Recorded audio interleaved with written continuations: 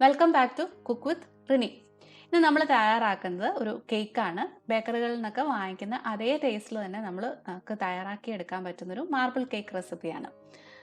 നല്ല സോഫ്റ്റും മോയിസ്റ്റും ഒക്കെ ആയിട്ടുള്ളൊരു കേക്ക് റെസിപ്പിയാണിത്. അപ്പോൾ നമുക്ക് ഇത് എങ്ങനെയാണ് തയ്യാറാക്കുന്നതെന്ന് കാണാം.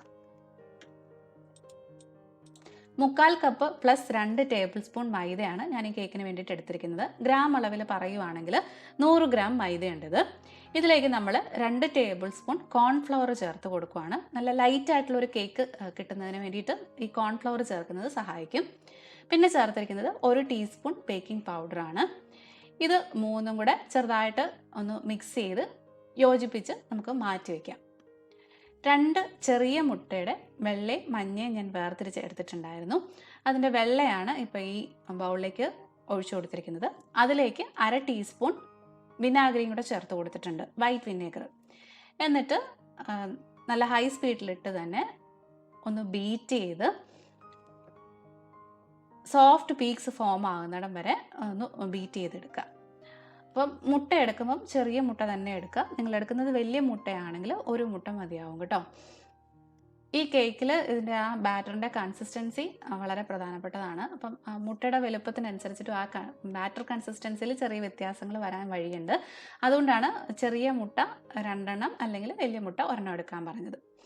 ഇനി വേറൊരു വലിയ ബൗളിലേക്ക് നമുക്ക് കേക്കിൻ്റെ ബാക്കി മിക്സിങ് ചെയ്യാം. അപ്പോൾ ആ മുട്ടയുടെ മഞ്ഞ, 2 മുട്ടയുടെ മഞ്ഞ ഞാനിതിലേക്ക് ഇട്ട് കൊടുത്ത് ഒന്ന് ബീറ്റ് ചെയ്തെടുക്കുന്നുണ്ട്. ഇതിലേക്ക് നമ്മൾ ഇനി ചേർത്ത് കൊടുക്കുന്നത് 1/2 കപ്പ് പഞ്ചസാര പൊടിച്ചതാണ്. അതും കൂടെ ചേർത്തിട്ട് ബീറ്റ് ചെയ്ത് തന്നെ നല്ലൊരു ക്രീമി പരുവത്തിലേക്ക് കൊണ്ടുവരണം.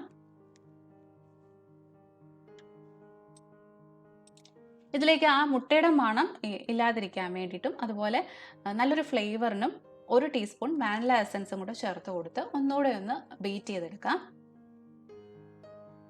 ഇനി നമ്മൾ ചേർത്ത് കൊടുക്കുന്നത് 1/3 കപ്പ്, അതായത് 80 ml സൺഫ്ലവർ ഓയിലാണ്. ഏത് വെജിറ്റബിൾ ഓയിൽ വേണമെങ്കിലും ഉപയോഗിക്കാം, പക്ഷേ വെളിച്ചെണ്ണ ഒന്നും ചേർത്ത് കൊടുക്കരുത്. അതും കൂടെ ചേർത്ത് ഒന്നുകൂടെ ഒന്ന് ബീറ്റ് ചെയ്തെടുക്കാം. അപ്പം എണ്ണ ചേർത്തിട്ട് ബീറ്റ് ചെയ്ത് കൊടുക്കുമ്പോൾ ചെറുതായിട്ടൊന്ന് പിരിഞ്ഞതുപോലെ തോന്നും. അത് കാര്യമാക്കണ്ട. നമ്മൾ നന്നായിട്ട് ബീറ്റ് ചെയ്തെടുക്കുമ്പോഴത്തേക്കും അതങ്ങ് മാറും. കേക്കിന് വേറെ ടെക്സ്ചറിലൊന്നും ഒരു വ്യത്യാസം ഉണ്ടാവില്ല. ഇപ്പം അതെല്ലാം കൂടെ യോജിപ്പിച്ച് നല്ലൊരു ക്രീം പരുവത്തിലേക്ക് വന്നിട്ടുണ്ട്. ഇതിലേക്ക് ഇനി നമ്മൾ നേരത്തെ മിക്സ് ചെയ്ത് വെച്ചിരുന്ന മൈദയുടെ കൂട്ടുണ്ടല്ലോ, അതായത് മൈദ, കോൺഫ്ലവർ, ബേക്കിംഗ് പൗഡർ, ഇത് മൂന്നും കൂടെ ഉള്ള കൂട്ട് ഒന്ന് അരിച്ച് ചേർത്ത് കൊടുക്കണം. അരിച്ച് തന്നെ ചേർത്ത് കൊടുക്കണം, കാരണം എന്നാലേ ഉള്ളൂ അത് ഈവൻ ആയിട്ടൊന്ന് മിക്സായി കിട്ടുള്ളൂ. പൊടി ചേർത്ത് കൊടുക്കുമ്പോഴും കുറച്ച് കുറച്ചായിട്ട് ചേർത്ത് കൊടുക്കാവുള്ളൂ, എല്ലാം കൂടെ ഒരുമിച്ച് അങ്ങ് ഇട്ട് കൊടുക്കരുത്. എന്നിട്ട് ബീറ്റർ ഏറ്റവും ലോ സ്പീഡിലിട്ട് ഇതുപോലെ മെല്ലെ ഒന്ന് മിക്സ് ചെയ്ത് കൊടുക്കുകയേ ചെയ്യാവുള്ളൂ. ഓവർ മിക്സിങ് ആയിപ്പോയി കഴിഞ്ഞാൽ കേക്കിൻ്റെ ടെക്സ്ചർ ശരിയാവില്ല.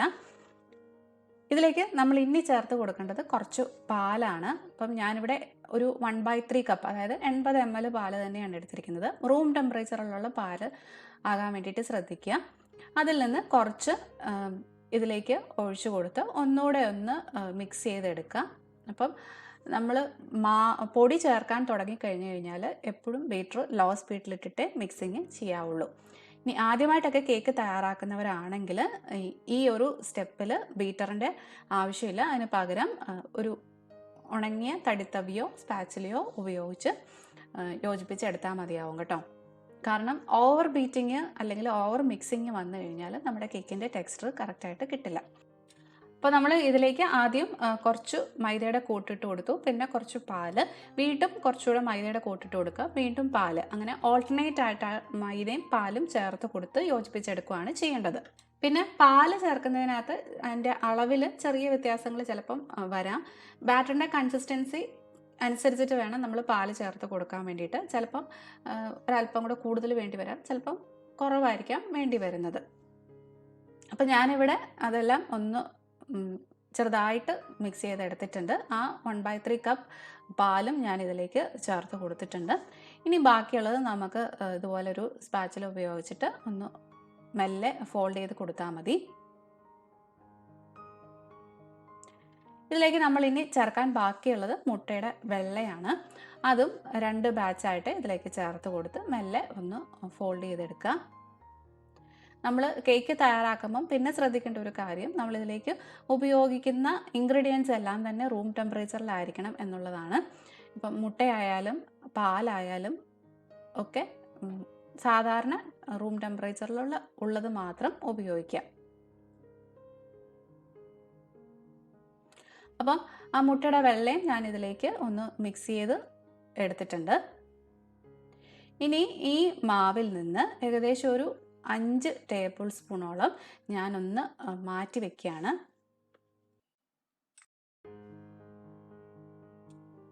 ഇതിലേക്ക് ഇനി നമ്മൾ കൊക്കോ പൗഡർ ചേർത്ത് കൊടുക്കാൻ പോവാണ്. അപ്പം 1.5 ടേബിൾ സ്പൂൺ കൊക്കോ പൗഡറാണ് ഞാൻ എടുത്തിരിക്കുന്നത്. അപ്പോൾ അൺസ്വീറ്റൻഡ് കൊക്കോ പൗഡർ അത് ഇതിലേക്ക് ചേർത്ത് നന്നായിട്ട് കട്ടയൊന്നുമില്ലാതെ ഒന്ന് മിക്സ് ചെയ്തെടുക്കണം. അപ്പോൾ കൊക്കോ പൗഡർ ചേർത്ത് കഴിയുമ്പോൾ നമ്മുടെ ആ മാവ് കുറച്ചൊരു തിക്കായിട്ട് തോന്നും. അത് അങ്ങനെ തന്നെയാണ് വേണ്ടുന്നത്. അതിലേക്ക് ഇനി പാലൊന്നും ചേർത്ത് കൊടുക്കുകയൊന്നും ചെയ്യരുത്. ഞാനിവിടെ ബേക്കിംഗ് ടിന്നൊക്കെ നേരത്തെ തന്നെ റെഡിയാക്കി വെച്ചിട്ടുണ്ടായിരുന്നു. ബേക്കിംഗ് ടിന്നിലേക്ക് ഒരല്പം എണ്ണ തടവിയതിന് ശേഷം ഒരു ബട്ടർ പേപ്പർ സ്പ്രെഡ് ചെയ്ത് കൊടുത്തിട്ടുണ്ട്. ഇതിലേക്ക് നമ്മളിനി ഒരു ലെയർ നമ്മുടെ കേക്കിൻ്റെ ബാറ്റർ ഒഴിക്കാൻ പോവാണ്. അതായത് നമ്മൾ തയ്യാറാക്കി വെച്ചിരിക്കുന്ന ബാറ്ററിൽ നിന്നൊരു പകുതിയോളം ഞാൻ ഇതിലേക്ക് ഒഴിച്ചു കൊടുക്കുന്നുണ്ട്. എന്നിട്ട് എല്ലായിടത്തേക്കും ഇതുപോലെ ഒന്ന് സ്പ്രെഡ് ചെയ്ത് കൊടുക്കുക. ഇനി ഇതിൻ്റെ അവിടെ ഇവിടെയായിട്ട് നമ്മൾ തയ്യാറാക്കി വെച്ചിരിക്കുന്ന ആ ചോക്ലേറ്റ് കൂട്ടുണ്ടല്ലോ, അത് ഇതുപോലെ വെച്ച് കൊടുക്കുക. പ്രത്യേകിച്ച് എന്തെങ്കിലും ഡിസൈനൊക്കെ വേണമെങ്കിൽ അതിനനുസരിച്ചിട്ട് വെച്ച് കൊടുത്താൽ മതി. ഞാനിപ്പം വെറുതെ ഇങ്ങനെ അങ്ങ് ഇട്ട് കൊടുക്കുകയാണ് ചെയ്യുന്നത്. ഇതിൻ്റെ മുകളിലേക്ക് വീണ്ടും ബാക്കിയുള്ള നമ്മുടെ വാനില കേക്ക് ബാറ്ററിൻ്റെ മിക്സ് ഇട്ട് കൊടുക്കുക.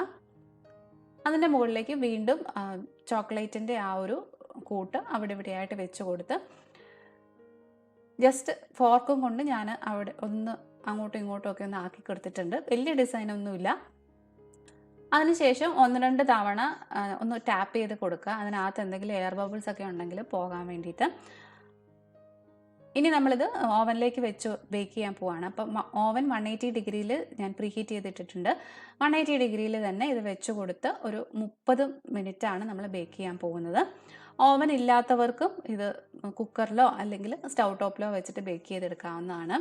അപ്പം സ്റ്റൗ ടോപ്പിൽ ബേക്ക് ചെയ്യുന്ന രീതി ഞാൻ ഇതിനു മുമ്പ് പല വീഡിയോസിൽ ചെയ്തിട്ടുണ്ട്. അതിൻ്റെ ലിങ്ക് ഞാൻ ഡിസ്ക്രിപ്ഷൻ ബോക്സിൽ കൊടുത്തേക്കാം. താല്പര്യമുള്ളവർ ഒന്ന് കണ്ടു നോക്കൂ കേട്ടോ. അപ്പോൾ അതാ നമ്മുടെ കേക്ക് ബേക്കൊക്കെ ആയി വന്നിട്ടുണ്ട്. 30 മിനിറ്റാണ് എനിക്ക് കറക്റ്റ് എടുത്തിരിക്കുന്നത്. നല്ല സോഫ്റ്റായിട്ടാണ് ഇരിക്കുന്നത്. ഇതിപ്പം അത്യാവശ്യം തണുത്തിട്ടുണ്ട്. അപ്പം നമുക്കിനി ഇതൊന്ന് കട്ട് ചെയ്തും കൂടെ നോക്കാം. നല്ല ലൈറ്റ് ആൻഡ് സോഫ്റ്റായിട്ടാണ് നമ്മുടെ കേക്ക് ഇരിക്കുന്നത്. കട്ട് ചെയ്ത എടുത്ത ടെക്സ്ചർ നോക്കുവാണെങ്കിലും നല്ല പെർഫെക്റ്റ് ആയിട്ട് തന്നെ കിട്ടിയിട്ടുണ്ട്. അപ്പോൾ ഇതൊരു ചെറിയ കേക്കാണ്. വെയിറ്റ് പറയുകയാണെങ്കിൽ ഏകദേശം ഒരു 350 ഗ്രാമൊക്കെ വരുന്നുള്ളൂ. അപ്പോൾ നിങ്ങൾക്ക് ഇതിൻ്റെ കുറച്ചുകൂടെ വലിയ കേക്ക് വേണമെങ്കിൽ ഈ ക്വാണ്ടിറ്റി ഡബിൾ ചെയ്തെടുത്താൽ മതി. നല്ല പെർഫെക്റ്റ് ആയിട്ട് തന്നെ വന്നിട്ടുണ്ട്. അപ്പോൾ എല്ലാവരും ഇത് ട്രൈ ചെയ്ത് നോക്കുക. ട്രൈ ചെയ്ത് നോക്കിയിട്ട് തീർച്ചയായിട്ടും നിങ്ങളുടെ ഫീഡ്ബാക്ക്സ് എന്നെ അറിയിക്കണം. അതുപോലെ തന്നെ ഇതിന് മുമ്പ് ഞാൻ കുറച്ച് കേക്ക്സിൻ്റെയും കുക്കീസിൻ്റെയും ഒക്കെ റെസിപ്പീസ് അപ്ലോഡ് ചെയ്തിട്ടുണ്ട്. അപ്പോൾ താല്പര്യമുള്ളവർ അതും കൂടെ ഒന്ന് കണ്ടു നോക്കുക.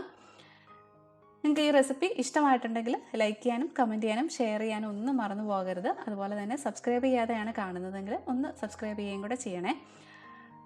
അപ്പോൾ സബ്സ്ക്രൈബ് ചെയ്യുമ്പം അടുത്തുള്ള ബെൽ ഐക്കണും കൂടെ മറക്കാതെ ഒന്ന് ക്ലിക്ക് ചെയ്യുക. എന്നാലേ ഉള്ളൂ ഞാൻ പുതിയ റെസിപ്പീസ് അപ്ലോഡ് ചെയ്യുമ്പം അതിൻ്റെ നോട്ടിഫിക്കേഷൻസ് നിങ്ങൾക്ക് കിട്ടുകയുള്ളൂ. അപ്പോൾ നമുക്ക് വീണ്ടും വേറൊരു റെസിപ്പി ആയിട്ട് കാണാം. അതുവരെ ബൈ ബൈ, ടേക്ക് കെയർ.